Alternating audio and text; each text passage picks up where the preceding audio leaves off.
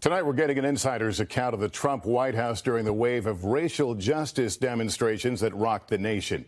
In his new memoir, former Attorney General William Barr offers insight into how the president reacted, as well as his own thoughts on race and what he calls the big lie. Here's more of my exclusive interview.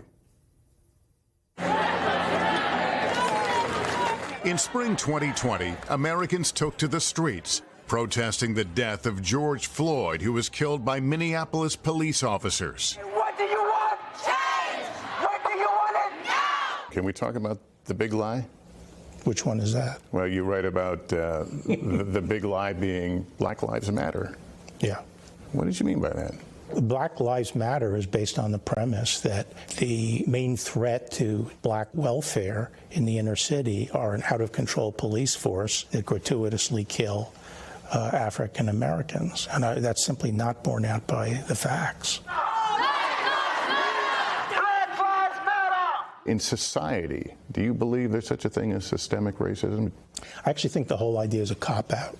I think racism exists in people's individuals' souls.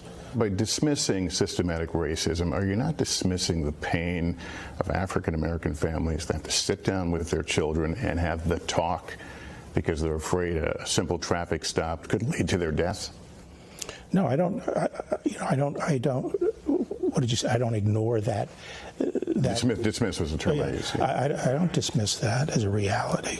I don't think the police are racist, and as a general matter. You don't see bias in police? No, forces. and every study of the situation that I'm familiar with says there is no bias. The numbers are the product of the number of interactions police have. So. Yeah, and black men are the subject of 3 times as many traffic stops by police.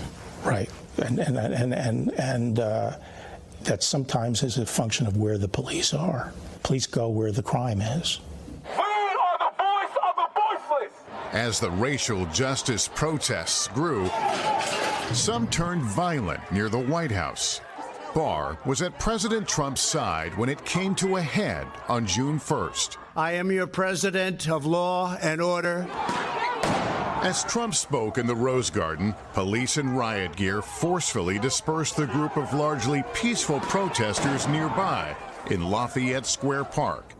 And then 20 minutes later, there was the president walking across the street to St. John's Church with his top officials, including Barr, in tow. Had you been made aware that you would be a part of it? Not until I arrived in the White House. You were asked to specifically join him? Yes. They told us that he was going to walk 15 feet in front and we were going to trail behind. And then I said, this is not going to go over well. That's what I was thinking. Hey, bud.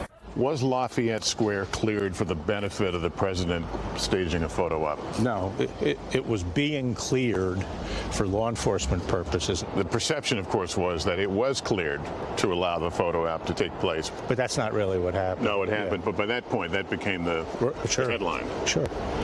In his new memoir, Barr admits it was a headline that did not look good for anyone involved. Were you embarrassed? Were the others embarrassed? Yes. You didn't want to be there. Right. You can watch more of our conversation on a special hour this Sunday evening at 9 Eastern, 8 Central.